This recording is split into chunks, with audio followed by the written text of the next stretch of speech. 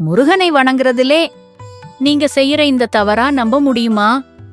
நீங்க தினமும் முருகனை வணங்குறீங்க, ஆனா ஆசிகள் கிடைக்கலையா புத்தி? ஒரு சிறிய தவறை நீங்க திருத்தினா முருகன் உங்கள பார்த்து சிரிச்சு ஆசிர்வதிப்பாரு. அதோடே பல பேரு எப்பவும் இந்த 3 முக்கியமான விஷயங்களை தவிர்த்து வணங்குறாங்க. ஒன்று, மணக்கால விசேஷம் தெரியாம இருக்கிறது. முருகனை சுபஹோரையில் வணங்கினா மன நிம்மதி கிடைக்கும்.